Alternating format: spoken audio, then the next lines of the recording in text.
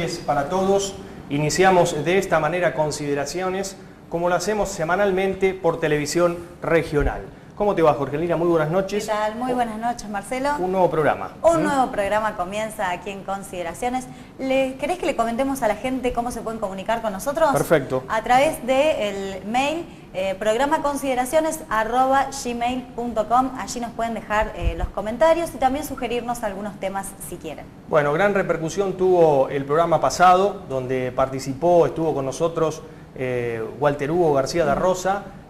Habló de todo Walter Hugo, Sí, me lo sí. dijeron en la calle, gente que me ha enviado mail, no se ha callado nada, habló sobre las barras bravas, sobre Maradona, sobre Messi, la verdad muy completo. Muy jugado también. Exactamente. Muy jugado, la gente eso lo aprecia. Así es. Bueno, y también muy querido Walter Hugo, sí, sí, muchísima sí. gente que mandaba mensajes en el Facebook, exacto.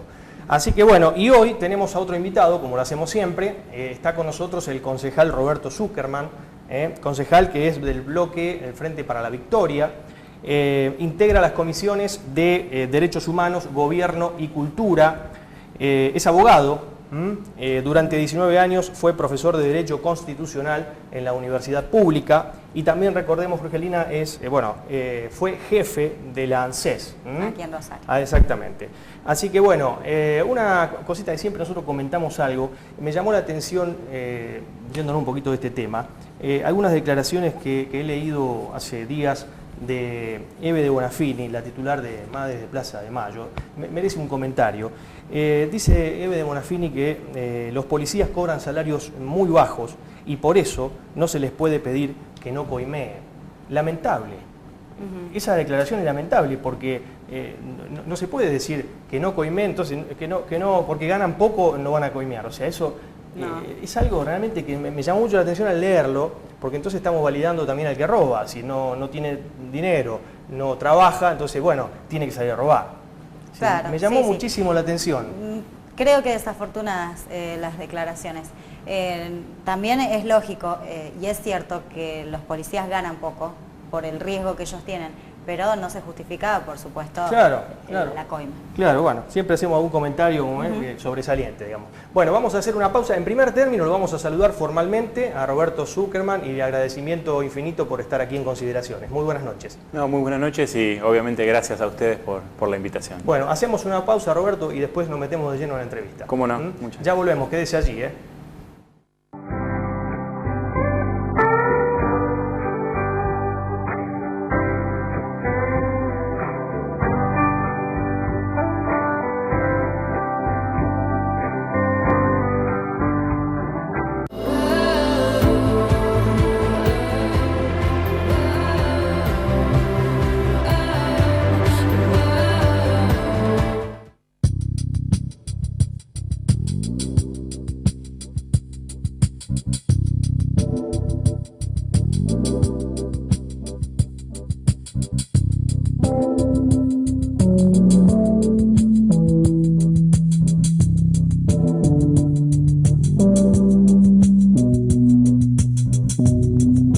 Federación Nacional de Karate Do Argentina. Sede Rosario, Avellaneda 1018. Teléfonos 0341 435 6254 o 03329 425 251. Publitour, empresa de viajes y turismo, viaje con expertos. Publitour, Ceballos 1630, Rosario. Comuníquese al 411-0433 o al 448-6412.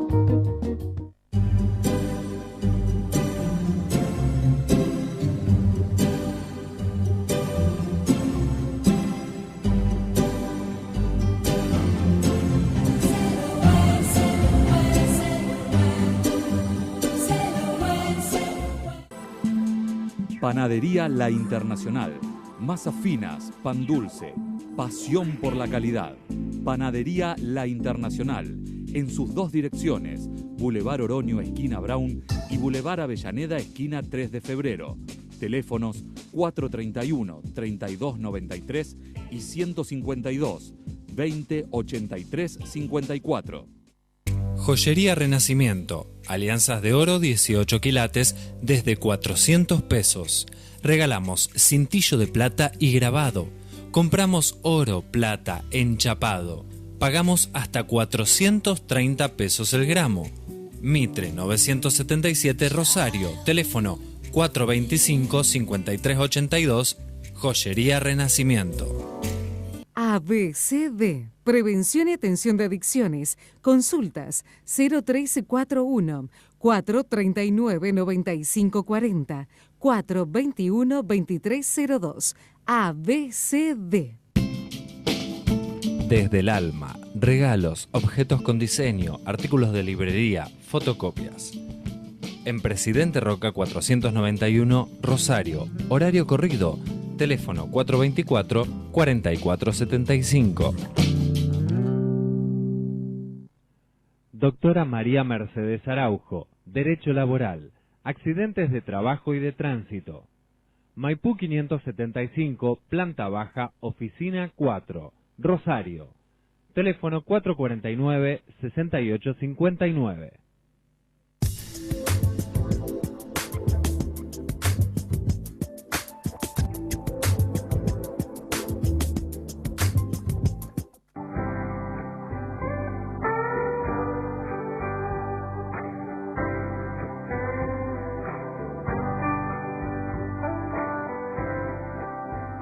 Bueno, muy bien, seguimos en consideraciones en esta segunda parte del programa. Reiteramos, está con nosotros el concejal Roberto Zuckerman del Frente para la Victoria.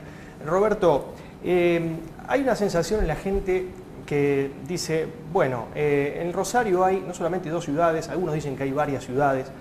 La sensación que también tenemos nosotros es que hay una parte beneficiada y otra parte perjudicada. ¿Vos coincidís en eso? Sí, yo lo que creo es que uno tiene que pensar que Rosario es, digamos, son muchas ciudades dentro de una misma ciudad y que por su geografía y por su distribución tiene sectores donde las necesidades son mínimas, realmente tienen pocas necesidades a comparación de otros sectores, pero eso en general está muy repartido en la ciudad. Es decir, yo estoy en contra de esta idea de la ciudad, del centro y los barrios, como si fuesen 2 ciudades antagónicas, porque me parece que es una simplificación. Esto es mucho más complejo que eso. Si bien podemos entender que hay determinadas seccionales o determinados barrios que tienen las necesidades básicas satisfechas y que hay otros barrios donde uno puede tener absolutamente en claro donde tienen las necesidades básicas insatisfechas, hay muchos barrios y muchas zonas en la ciudad donde está muy entrelazado eso y uno va a encontrar que hay justamente esa contraposición de sectores que viven bien y otros sectores que viven mal dentro de una misma zona, dentro de una misma seccional, dentro de un mismo barrio. Entonces creemos que es mucho más complejo que eso. Si bien hay problemáticas que son transversales a toda la ciudad, eso es evidente, por ejemplo el tema seguridad, pero también podemos encontrarnos con que determinados sectores de la ciudad de alto poder adquisitivo y de bajo poder adquisitivo no tienen agua, ¿sí? Claro. O que sectores de alto poder adquisitivo no tienen energía eléctrica, como por ejemplo pasa ahora en verano.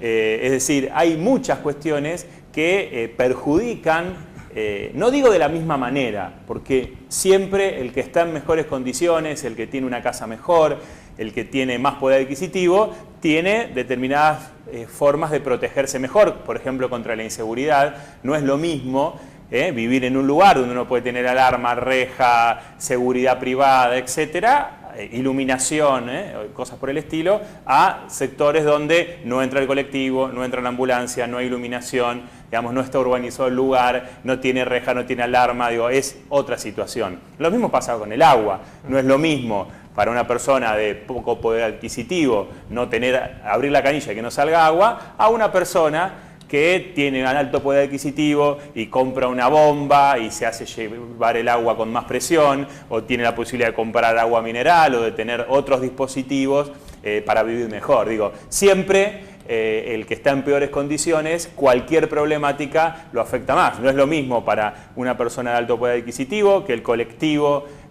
no pase por un determinado lugar o a un determinado horario, porque puede movilizarse de otra manera, puede pagar un taxi, un remis, tener auto propio, más de un auto, y en cambio una persona que no tiene esos recursos, un trabajador, un estudiante, ¿no? Va a tener que digamos, caminar más cuadras para esperar el colectivo, esperar más tiempo. Eso también le genera condiciones de inseguridad por estar mucho tiempo en un determinado lugar a oscuras esperando el colectivo. Es decir, la ciudad es sumamente compleja, ¿no? No es lo mismo para determinados sectores, por ejemplo, de Fisherton no tener cloacas, que para otros sectores, a lo mejor más marginados, no tener cloacas. Es decir, creo que lo importante y el desafío y la obligación que tenemos los que tenemos responsabilidades públicas es el de atender cada demanda particular, no de generar como si fuese un gran conjunto y poner todos en la misma bolsa, por decirlo de alguna manera, sino analizar cada particularidad. Para eso hay que conocer la ciudad, conocer cada barrio y darle la respuesta a cada uno de los vecinos, porque no es que uno desde su lugar va a generar proyectos solamente para determinados sectores. Uno tiene que generar proyectos para todos los sectores. Seguro. Y si tiene ambiciones de gobernar la ciudad, tiene que tener una visión de toda la ciudad, una visión macro, y entonces ver la ciudad en su plenitud, ¿no? ¿Considera que el transporte público es uno de los puntos más débiles de la gestión oficialista? Sí, sin lugar a dudas, desde hace muchos años el transporte viene decayendo en sus servicios, en cuanto a sus recorridos, en cuanto a sus frecuencias. Fíjense que yo recuerdo cuando era chico que viajaba en colectivo y los colectivos, digamos, brindaban un buen servicio, en general las empresas tenían coches nuevos y nadie se quejaba del servicio público de transporte en Rosario.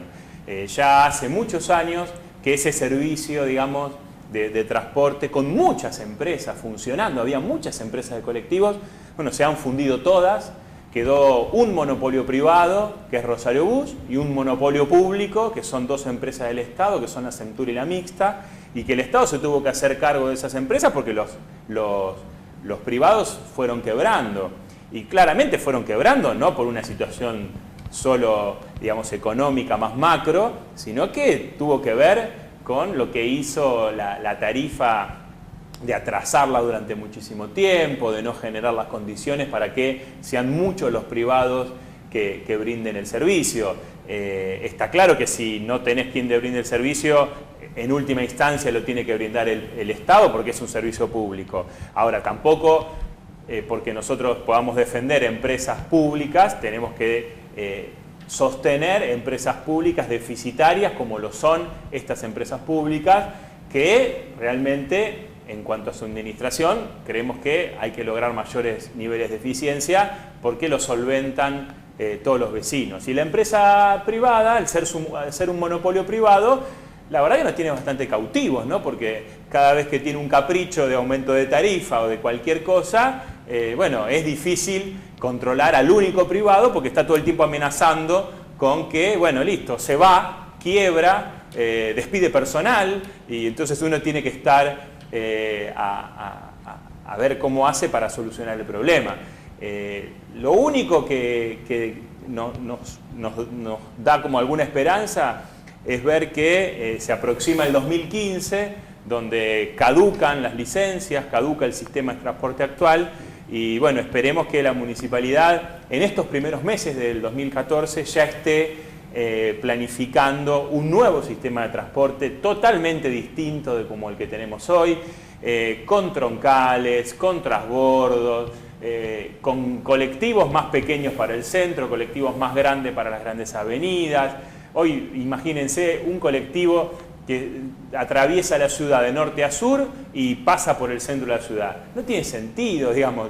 Tiene que haber justamente troncales con transbordos, un sistema para dar una idea de cómo puede funcionar un subte, un metro en superficie, ¿no? Es decir, hay que encontrar, digamos, distintas variantes, hay que hacer de una vez por todas un transporte metropolitano que nuclee a todas las ciudades alrededor de Rosario. No puede ser que Rosario tenga su transporte solamente y que otras ciudades, para ir a otras ciudades, tengan que tomar interurbanos. Es decir, hay que hacer un transporte inteligente de Rosario, de todas sus zonas de influencia, haciendo una gran licitación donde esperemos que se incentive como corresponde a empresas privadas que el Estado, bueno, tenga que suplir a lo mejor alguna línea, que sea una empresa testigo, para también ver cómo funciona el sistema, pero que, digamos, tenga la posibilidad un privado de brindar el servicio de manera eficiente,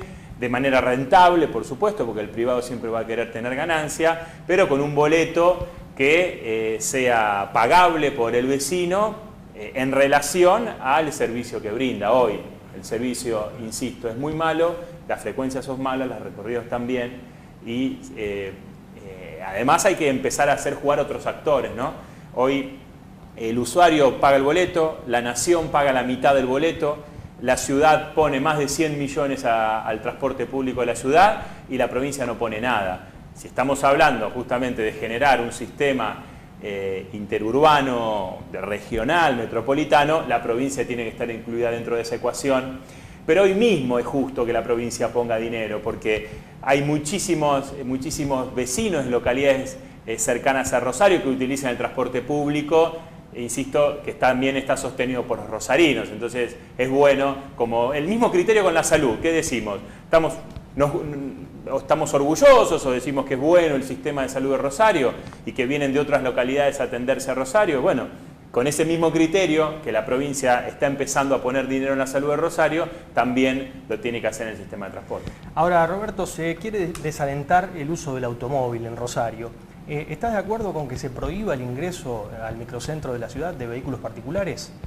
Yo creo que eso hay que plantearlo dentro de una integralidad y siempre dando respuestas al vecino, al usuario. ¿Por qué? Porque no se puede hablar de transporte solo sin hablar de tránsito. El transporte y el tránsito van de la mano. Si pretenden que yo no utilice mi vehículo particular, tengo que tener alguna opción que sea superadora o equiparable a esa opción. Entonces, el problema es que me quieren prohibir el ingreso al microcentro y no tengo ninguna opción que me genere para darme una solución a ese problema. Se puede tomar distintas opciones. Nosotros creemos que la decisión que se tomó en su momento de abrir el microcentro, porque recordemos que en realidad el microcentro históricamente estuvo cerrado. Sí. Se abrió el microcentro en una crisis fenomenal que tuvo el país en el año 2002. Eso que tenía que haber sido transitorio, bueno, se extendió por muchísimos años, ya van más de 10 años con el microcentro abierto. Lo que creemos es que puede haber distintas opciones. Una posibilidad puede llegar a ser en algunas calles, muy pocas calles, digamos del nudo más central del microcentro, que podría generarse algún tipo de restricción, o como la municipalidad quiere implementar ahora, prohibición de estacionamiento. Pero, insisto, no estamos ni a favor ni en contra de esas decisiones. Todo tiene que ver con una integralidad. Es como decir, uno está de acuerdo o no con los carriles exclusivos. Y bueno, depende en qué calles, depende en qué circunstancias. Uno ve que en algunas calles funcionan bien, pero ve que en otros lugares generan múltiples inconvenientes y que se han perjudicado vecinos que viven ahí, que se han perjudicado comercios que tienen su actividad en esa zona. Es decir, las medidas no son ni buenas ni malas, depende en qué contexto se generan. Si vos me preguntás hoy, ¿restringimos el ingreso al microcentro? Yo digo, bueno, pará, si no le generamos a la persona que tiene que ir al centro alguna solución, la verdad es que lo único que estoy haciendo es generarle más problemas. Lo mismo que extender el estacionamiento medido a determinadas zonas. Bueno, depende lo que uno esté buscando como una planificación urbana integral y de movilidad integral. Si uno, la municipalidad se ha caracterizado por escribir una cosa y después borrar con el codo lo que escribió y hacer una cosa totalmente distinta. Si uno va al plan de movilidad, va a encontrar determinadas cosas que están escritas ahí y después las propuestas que se iban generando eran distintas a las que se habían escrito. Entonces es muy difícil pensar, digamos, en una ciudad a futuro cuando en un determinado momento se analizó si después no se llevan adelante esas políticas públicas. Insisto, creo que por otra parte hay veces que se generan de determinados sectores algunos miedos que a lo mejor no son tal. Es decir, nosotros no creemos que porque a lo mejor se restrinja en algunas calles mínimas del núcleo del microcentro la circulación, eso vaya a afectar, digamos, el comercio, ni mucho menos. Lo que creemos es que cualquier tipo de restricción, insisto, tiene que ser inteligente. ¿Qué quiero decir con esto? Con el correr del tiempo, se generaron y se habilitaron y se construyeron cocheras en esa zona que podría llegar a ser restringida para el ingreso. Bueno, primero que yo no puedo afectar derechos adquiridos, segundo que yo tengo que aprovechar esa capacidad de cocheras para que se instalen los autos. Entonces yo podría dejar ingresar los autos para que estacionen y salgan del sector. Lo que podría hacer a lo mejor es evitar el tránsito. Hay que pensarlo muy bien. Lo que no hay que hacer es seguir generándole perjuicios al vecino sin ningún tipo de solución. Bueno, finalmente no se aprobó el revalúo de propiedades que proponía el oficialismo. ¿Cómo es su postura? ¿Cuál es su apreciación y su oferta también? Sí, nosotros, como muchos bloques políticos, nos opusimos al revalúo por distintas razones. Pero sobre todas las cosas porque si bien en algún punto entendemos que debe analizarse, es decir, debe hacerse un estudio para ver, para explicarlo sencillamente, la capacidad contributiva o para ver, la evaluación de las propiedades para que no resulte injusto que determinados sectores paguen tasas municipales en la misma proporción que otros sectores con mayor poder adquisitivo, es una cosa que se puede analizar. Hoy, para que todos lo entiendan, más allá de la tasa municipal de inmuebles que uno paga, se compone de una evaluación del terreno que existe, del terreno y de lo edificado, y por otro lado de una alícuota. Lo que nosotros sostuvimos fue en este momento que no estaban dadas las condiciones para analizar ningún tipo de revalúo. ¿Por qué? Porque lo que quería la municipalidad era hacer un revalúo de las propiedades, es decir, aumentar la base por la cual se iba a cobrar la tasa, y por otro lado aumentar la alícuota. Esto te generaba un aumento progresivo y escalonado durante 3 años hasta el 2016 de aumento progresivo, insisto, como una escalera. O sea, cada mes que iba a pasar el ciudadano de Rosario iba a pagar más TGI. De manera tal que nosotros ni podríamos explicarle al vecino cuánto va a pagar. A nosotros cuando hacíamos los números nos daban 300%, 400%, hasta 700%. Entonces, imagínense que daba una incertidumbre tan grande este revalúo que quería generar la municipalidad que de ninguna manera nosotros podíamos analizarlo en este contexto. Distinto es si se genera, una comisión o un plan de estudio para modificar lo que tiene que ver con la TGI, y se estudia la posibilidad futuro de generar algún otro tipo de mecanismo, eso podemos analizarlo. Ahora, que la municipalidad pretenda que nosotros, concejales de la oposición, que no estamos a cargo de la administración de la ciudad, le votemos un cheque en blanco de una escalada por 3 años de aumento de la TGI automático, a mí no me da la cara para ponerme frente de cualquier vecino y explicarle por qué va a pagar lo que va a pagar, que ni siquiera la municipalidad tenía la delicadeza de decirnos cuál iba a ser el impacto que iba a generar eso en las arcas de la municipalidad. Entonces, nosotros lo único que podíamos evaluar era un aumento de alícuota, que sea razonable, sin hablar de revalúo, teniendo en cuenta que, todas las cosas aumentan, a la municipalidad le aumentan los proveedores, tiene que pagar más sueldos, tiene cosas que afrontar, no dejarla sin financiamiento, que en realidad hay que decirlo claramente. El financiamiento de la TGI para la municipalidad, de todos los ingresos que tiene la municipalidad, va del 10 al 15% del total de la recaudación. Es decir, no es la perla de la recaudación, la TGI, es un tributo que realmente recauda muy poco para lo que es la municipalidad.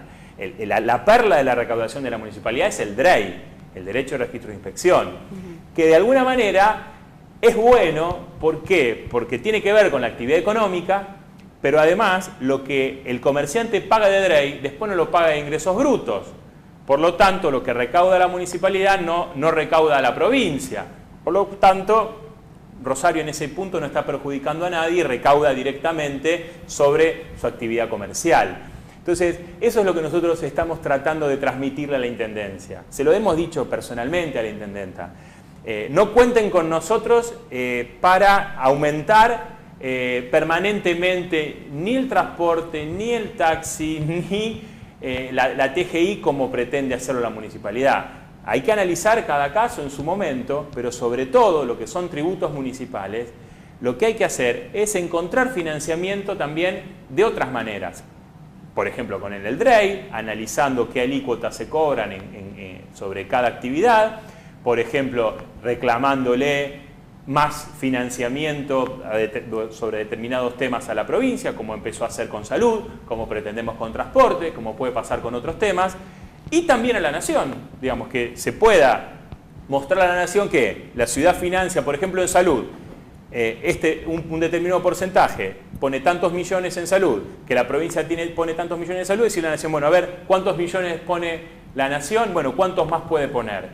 Yo creo que siempre uno tiene que tener esta idea, ¿no? Desde la ciudad ir subiendo a la provincia y a la Nación, exigiéndole financiamiento y obras de acuerdo a planes que primero tiene que tener la municipalidad o tiene que tener la provincia, ¿no? Fíjense que, por ejemplo, ahora la Nación autorizó a la provincia a endeudarse para el crédito que fueron a buscar a Kuwait para hacer el acueducto del Gran Rosario. Ese es un tema clave. Ahí no puede haber diferencias políticas de ningún sector. Hay que hacer el acueducto del Gran Rosario porque todo el noroeste, oeste y sudoeste de la ciudad de Rosario no tienen ni van a tener agua hasta que no se haga el acueducto del Gran Rosario. Y ese acueducto todavía ni se empezó a hacer. Hay que hacer la toma de agua en Granadero Baigorria, la planta potabilizadora y, para que todos los televidentes lo tengan presente, siguiendo por abajo de Circunvalación, yendo desde Granadero Baigorria hasta Villa Gómez Galvez, todo el acueducto del Gran Rosario. Digo, eso va a llevar muchos años, pero hasta que no esté eso, no vamos a tener solución al problema del agua. Entonces, digo, hay cuestiones que no tiene que haber, no hay ningún tipo de disputa política o partidaria o sectorial. Si a nosotros la intendenta los convoca para ir a buscar financiamiento, para buscar apoyos, para generar determinados proyectos, pero van a contar con nosotros porque nosotros no vamos a hacer nada que sea en contra de los vecinos. Seguro. Concejal, ¿cómo se tomó en el Consejo el hecho de que un concejal, precisamente Aldo Pedro Poy, se haya ido a Estados Unidos a recrear la palomita y no estuvo presente cuando ustedes estaban sesionando? Dice que se tuvo que postergar esa sesión al día siguiente para poder, cuando estaban tratando el presupuesto 2014 y la TGI. ¿Cómo fue tomado en el Consejo? ¿Cómo ustedes como concejales lo tomaron? ¿No? Que, digamos, la gente lo vio mal eso porque lo votaron para que sea concejal, ¿no? Para que vaya, ¿no? Sí, la versión que nosotros tenemos de la gente. No, está claro. Yo creo que, a ver si se me permite la frase que voy a utilizar, yo creo que el Poy lo que tuvo fue mala suerte. Es decir, en realidad el Consejo sesionó más de lo que estaba previsto y además el oficialismo entendió que su voto era necesario para aprobar el revalúo. Si, yo le diría a los vecinos que en realidad tendrían que agradecerle a Poy que no estuvo, porque si Poy hubiese estado se hubiese aprobado el revalúo y la TGI hubiese aumentado más.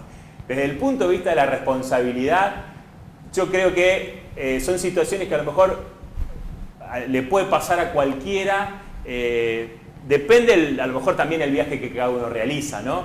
Digo, me parece que un concejal como Poy, que asistió a las reuniones de comisión siempre, que asistió a todas las sesiones, que justo no estuvo esa sesión, digo, es un poco de mala suerte pensando que estábamos hablando del 23 de diciembre, de una sesión de un 23 de diciembre.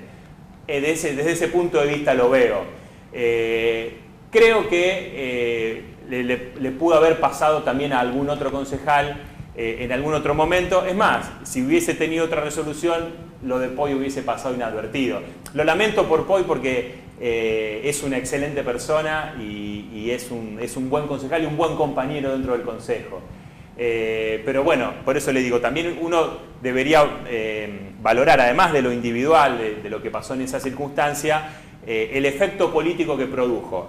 desde nuestro lugar, que estábamos en contra del revalúo, el efecto político de que Poi no esté para nosotros y para los vecinos que nosotros entendíamos que se iban a perjudicar con el revalúo, en realidad tuvo un efecto beneficioso. Claro, para colmo, después, o sea, digo para colmo, ¿no? por citar así, por llamarlo, después conforma, cuando regresa, al poco tiempo conforma un mini bloque con Samarini y con Rosúa. Sí. Es decir, eso también la gente, digo porque hemos recibido llamados y demás de gente que estuvo disconforme con eso, porque bueno, esto da cuenta de que también hay fisuras en el socialismo, ¿no? En el hecho de que Samarini haya conformado un mini bloque. Sí, yo no quiero meterme, digamos, a hacer análisis de otras fuerzas políticas, ¿no? Pero a mí me parece que personas de la trayectoria de Samarini, digamos, de tantos años, ha sido funcionario, hace muchos años concejal, y a nosotros nos merece un respeto importante por ser presidente y haberlo ahora votado de nuevo como presidente. Insisto, si bien es de un sector político distinto al nuestro, uno no puede dejar de reconocer que es una persona que siempre ha generado en el Consejo las condiciones para que cada uno pueda desenvolverse. Es decir, no ha ejercido una presidencia desde el socialismo, tirando la balanza, inclinando la balanza para un determinado lugar, que no es la función del presidente del Consejo. Su función de presidente del Consejo siempre ha sido muy ecuánime, y creo que, bueno, las diferencias que tienen internamente me parece que están marcadas de Samarini, por ejemplo, desde hace tiempo. Es decir, Samarini renovó su mandato encabezando una lista de concejales, a lo mismo que Poi y que Rosúa en distintos momentos, pero quiero decir, no formaban parte de la lista oficial del socialismo. Me parece que son cosas que pasan, otros bloques también ingresaron en sus momentos y después se abrieron. No sé cómo analizarlo. A mí me parece que siempre que, digo, no creo que tampoco hayan dejado de ser oficialistas, a lo mejor son oficialistas, pero con un espíritu crítico o con a lo mejor visiones diferentes. Y la verdad que para el Consejo a nosotros eso nos enriquece. Y le explico por qué, digamos.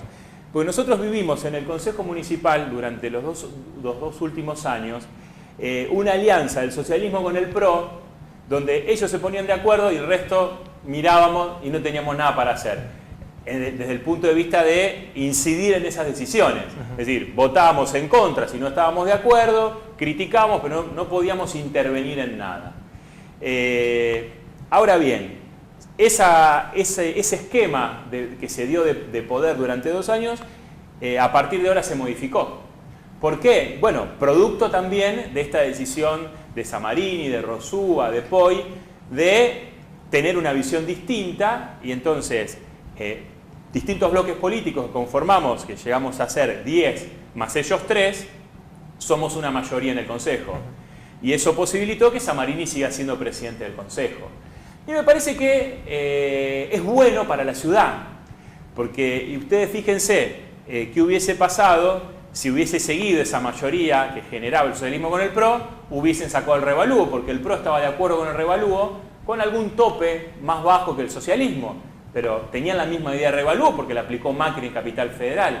Entonces nosotros nos hubiésemos quedado mirando, hubiésemos dicho a la gente, qué mal el revalúo, pero lo hubiesen aprobado igual sin nosotros.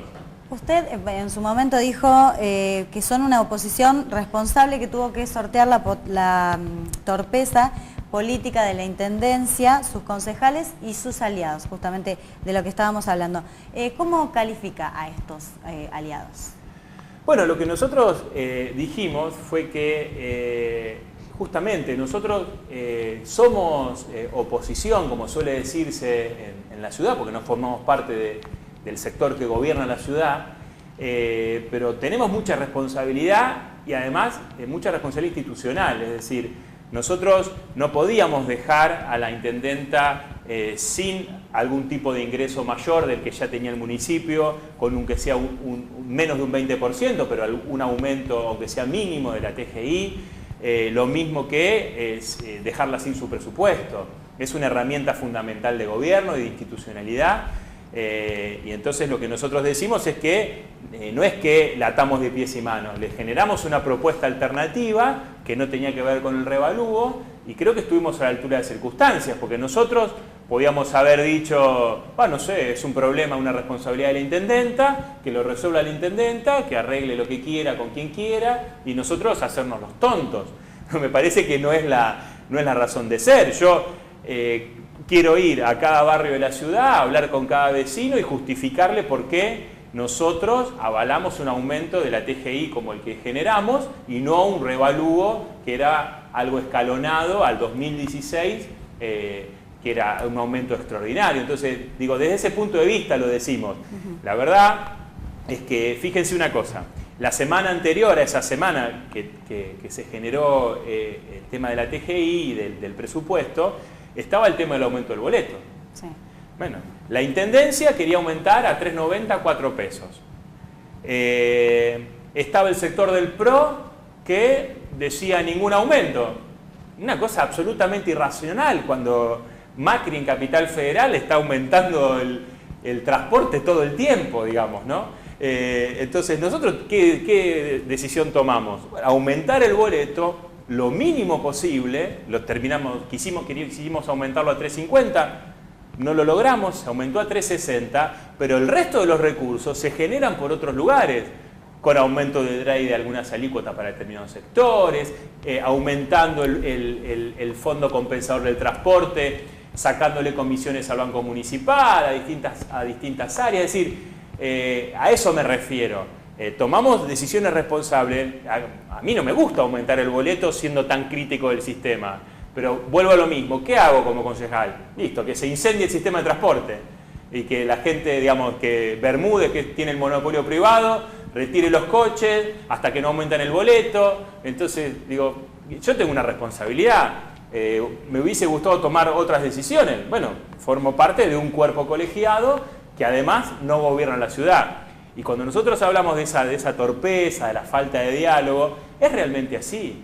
Digamos, uno quisiera que realmente haya un diálogo en concreto, no que uno vaya a escuchar lo que la Intendencia le quiere decir y uno no tenga nada para aportar. Digamos, eso no es diálogo, eso es un monólogo. Entonces nosotros realmente lo que queremos es diálogo. Y en estas cuestiones de distintos sectores y de cómo quedó conformado el Consejo, es mucho más plural y se van a generar, nosotros entendemos, mejores cosas para la ciudad desde el punto de vista democrático que una mayoría automática que vota y saca lo que quiere. Concejal Zuckerman, ¿por qué no se cumplen las ordenanzas municipales? Porque la municipalidad no las cumple, principalmente. Porque después está lo que no cumplimos cada uno de nosotros. Pero creo que no se refiere a eso su pregunta. No. Digo, nosotros cometemos faltas de tránsito o no cumplimos con alguna ordenanza, eso le corresponde a cada ciudadano. Creo que su pregunta, Marcelo, tiene que ver a esto, ¿no? ¿Por qué la municipalidad no cumple las ordenanzas que aprueba el Consejo? Correcto. Y bueno, esto tiene que ver con algo que a nosotros nos parece sumamente grave. Nosotros estamos permanentemente presentando pedidos para que la municipalidad cumpla con lo que el Consejo aprobó. Y esto es de una calidad institucional muy mala. Si uno sanciona una ordenanza para que el vecino tenga presente lo que estamos hablando, es como cuando el Congreso de la Nación sanciona una ley. Es para cumplirla. La presidenta la tiene que cumplir y todos los funcionarios la tienen que cumplir. Digo, esto es exactamente igual. Y estamos, pero a ver, podríamos hablar de un montón de temas. Un tema clave, yo le gané un juicio a la municipalidad cuando no era ni concejal, ni jefe de ANSES, ni nada, como un simple abogado por el presupuesto participativo, porque incumplía la ordenanza de presupuesto participativo.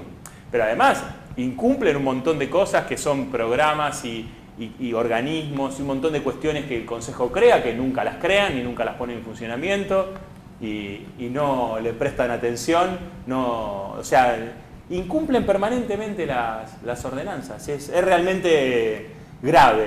Yo creo que esta pregunta es fundamental, es importantísima, debería estar más en debate en la ciudad cómo la municipalidad incumple las ordenanzas. Bueno, siendo un referente del Frente para la Victoria aquí en la ciudad, ¿cómo analiza los cambios que se hicieron en el Gabinete Nacional? ¿Es una bocanada de aire fresco para la gestión? Yo lo veo como algo muy positivo. Me parece que la presidenta hizo bien en hacer los cambios. Claramente, digamos, los hizo después de un proceso electoral lo cual la presidenta seguramente evaluó que el proceso electoral no fue como ella pretendía.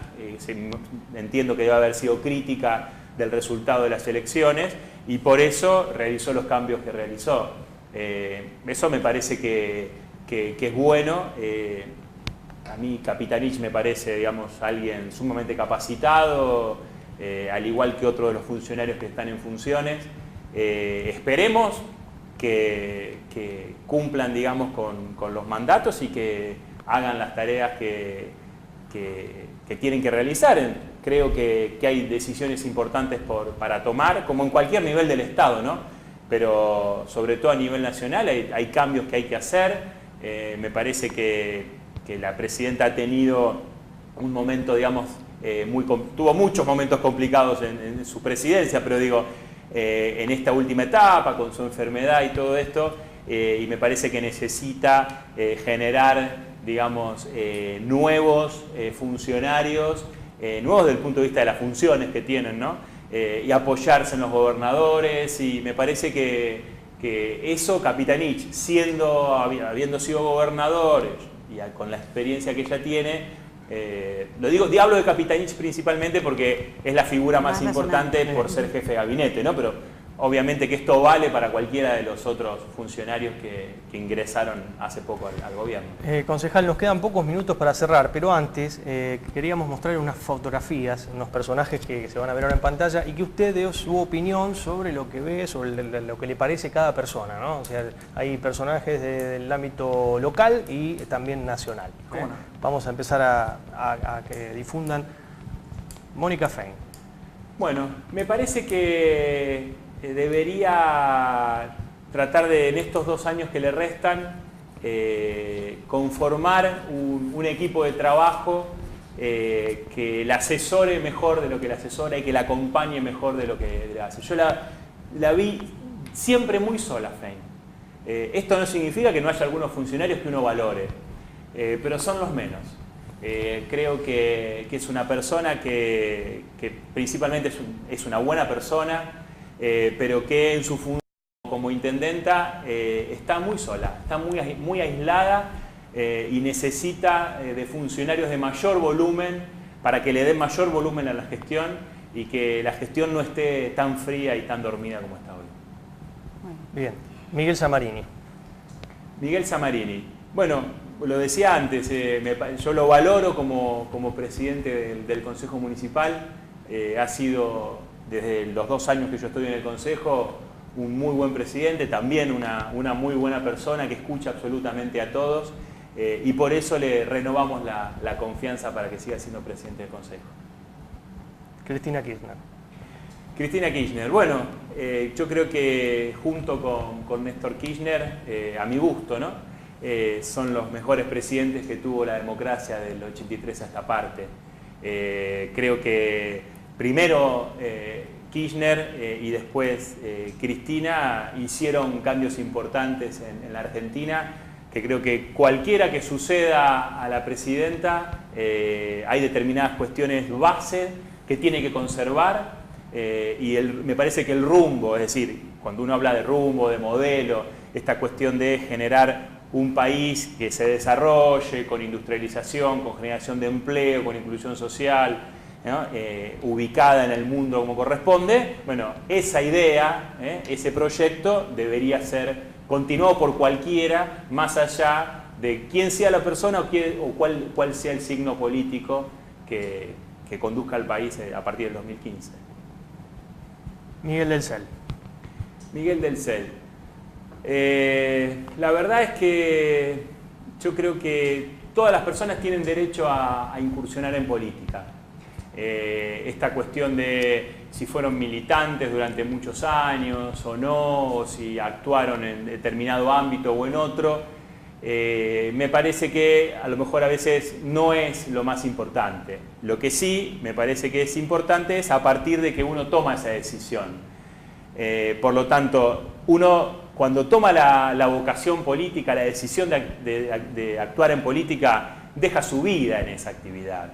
Es decir, lo toma como actividad principal.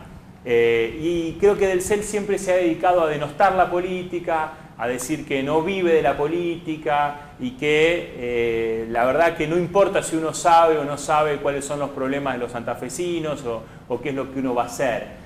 De manera muy irresponsable y además degradando y descalificando a determinados sectores. No es la idea que yo tengo de la política. Creo que en el país ha habido otras personas que incursionaron a la política desde un lugar, a lo mejor desde el deporte o también desde una actividad artística, y lo han hecho muy bien y han sido sumamente responsables. A mí lo que me separa con Delcel es justamente eso, ¿no? No que sea alguien nuevo en la política, que eso siempre es bueno que la gente con buenas intenciones se sume, sino que se lo tome de una manera que a mí no va con lo que yo pienso, ¿no? Y el que sigue es Jorge Guaso. Jorge Guaso. Bueno, Jorge es un buen concejal de la ciudad. Hace muchos años que está como concejal. Para mi gusto es demasiado. Yo no estaría tantos años como concejal, pero así todo es envidiable de alguna manera, al igual que puede pasar con Caballero, cómo mantiene las ganas de seguir presentando proyectos y seguir actuando en política desde el Consejo durante tanto tiempo. Así que es una persona con la cual se puede trabajar y hemos compartido estos 2 últimos años más allá de nuestras diferencias, ¿no? Bueno, concejal, ahora estaba Miguel Lifchi, pero se nos terminó el tiempo, mil disculpas, pero bueno, tenemos que cerrar. El agradecimiento de este programa por haber participado, por estar acá y bueno, las puertas están abiertas, ¿eh? No, pero el agradecido soy yo porque la verdad que es muy poco común poder tener tanto espacio en televisión para poder expresarse. Ustedes me lo dieron, así que el agradecido soy yo. Muchas gracias. No, gracias, por favor. Bueno, ahora sí, Jorgelina, la última partecita del programa, continuamos con algunas opiniones. Vamos al corte porque ya nos queda muy poquito tiempo.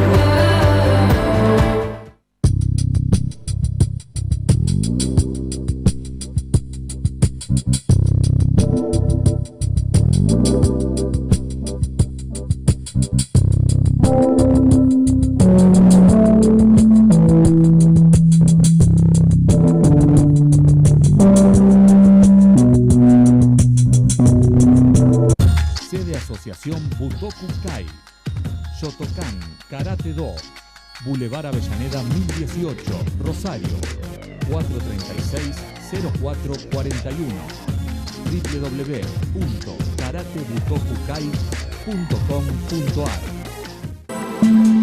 Panadería La Internacional, masas finas, pan dulce, pasión por la calidad. Panadería La Internacional, en sus 2 direcciones, Boulevard Oroño, esquina Brown, y Boulevard Avellaneda, esquina 3 de febrero. Teléfonos 431-3293 y 152-2083-54.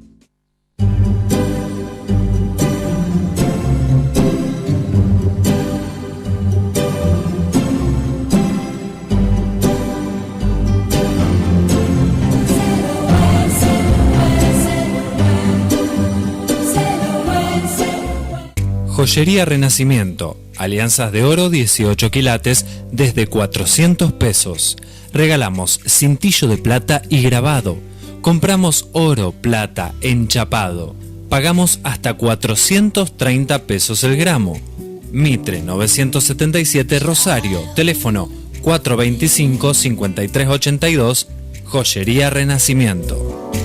ABCD, Prevención y Atención de Adicciones. Consultas 0341 439 9540 421 2302. ABCD. Sindicato Obrero de la Industria del Vidrio y Afines, Seccional Rosario, Callao 133 bis, Soiba, junto a la familia vidriera. Afiliate y disfruta de los beneficios. Horacio Valdés, Conducción Nacional. Marcelo Agimén, Seccional Rosario.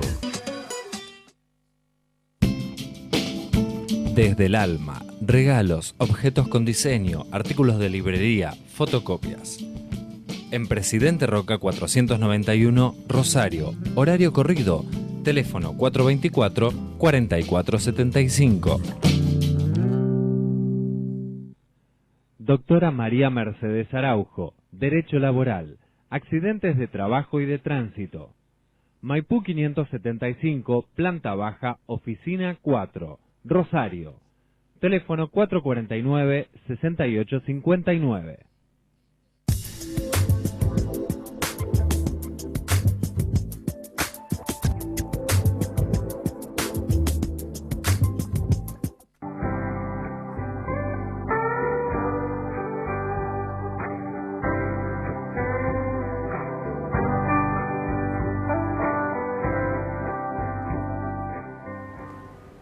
Bloque final en consideraciones y ya estamos en los últimos minutitos del programa. Hemos tenido la presencia de Roberto Zuckerman, que ha tenido una extensa entrevista con nosotros y ha tenido una larga charla, ha hablado de todo. Nos quedaron temas igual pendientes. Nos han quedado muchos temas sobre la ciudad inclusive, que se lo vamos a preguntar en otro programa. En otro programa lo invitaremos.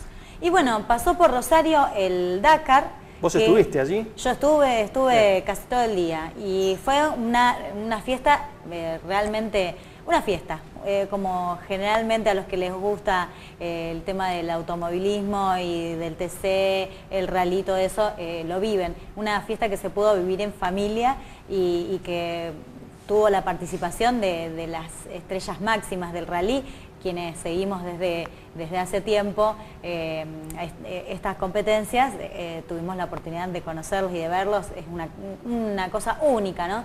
Pero bueno, también está la otra parte, no hay que olvidarse de la realidad de Rosario, ¿no? Parece como milagroso, mucha gente comentaba que cuando llegó el rally se determinaron los cortes de luz. Claro. Nos llamó mucho la atención. Exacto. Debe haber sido que el clima aflojó y que nos dio un descanso, ¿no, Marcelo? Claro, exacto. Yo decía, no recuerdo con quién lo comentaba o lo escribí, que el silencio, que los motores del Dakar no silencien otros problemas de la ciudad, ¿no? Porque parece que, bueno, estaba todo centrado en este evento, que es importante, por supuesto. 431 vehículos partieron de Rosario, del Dakar, el Rally Dakar.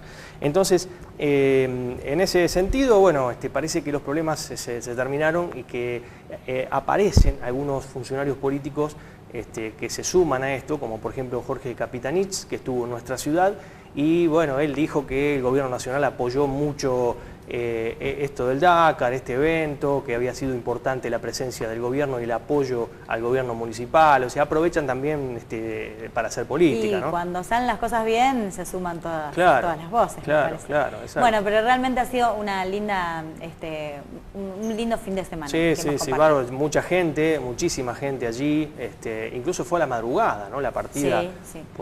Bueno, vamos a seguir con los temas, Marcelo. Bien, nos quedan pocos minutos, pero bueno, un tema que queríamos apuntar, Jorgelina, es esto de la canasta de productos, que me decían va a llegar a Rosario recién en febrero, porque va a comenzar en Capital Federal y en Gran Buenos Aires una rebaja de productos, rebaja entre signos de preguntas, porque se dice que, se afirma, inclusive la red de consumidores afirma, que hubo un aumento desmedido previamente a esta canasta de productos, ¿no? Realmente lo que uno desearía es que no tenga que haber canastas rebajadas, sino que uno pueda comprar lo que quiere y en el lugar donde quiere, ¿no? Que la inflación no se sienta del modo que se está sintiendo. Claro. Yo estoy de acuerdo con que haya productos accesibles para la gente que no puede comprarlos, pero realmente lo ideal y lo justo sería que todos podamos comprar lo que queremos. Claro, y los productos bueno, incluye aceite, leches, derivados y lácteos, bueno, gaseosas, cervezas, galletitas. Todos esos productos aparentemente va a estar en las góndolas o en los lugares más importantes de aquí de Rosario, en los supermercados, en febrero. O sea que falta mucho todavía. Esperemos entonces. Así que bueno, vos tenías para comentar algo también sobre esto de la muerte de... otro tema que, claro, que realmente empaña una investigación, que es la investigación de Luis Medina, este empresario relacionado al narcotráfico, cuya muerte, fue un asesinato y está su investigación ligada a muchas irregularidades. Una de ellas es justamente que quisieron ingresar policías de la Unidad Regional 2, pertenecientes a Rosario, al country donde vivía Luis Medina, ¿no?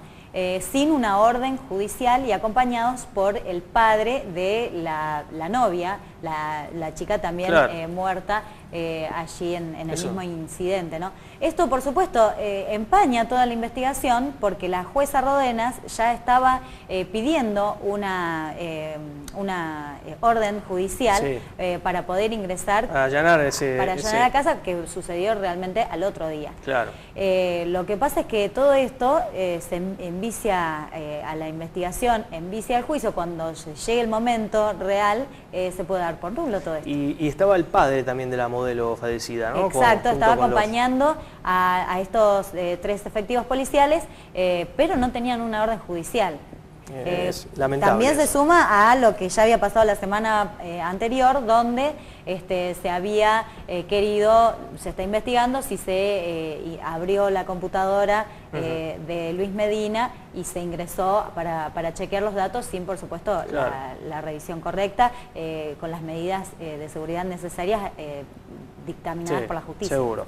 Bueno, Jorgelina, lamentablemente nos tenemos que ir.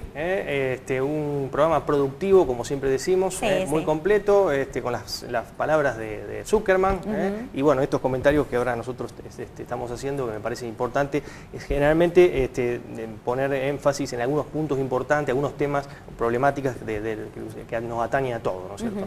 Así que bueno, nos vamos. Por la amabilidad de habernos acompañado, muchísimas gracias. Nos reencontramos próximamente, la semana que viene, con 2 invitados de lujo. Estará Resuaglio y estará Ariel Bulsico. Los esperamos, quédense porque la semana que viene va a estar muy linda. Muy buenas noches para todos.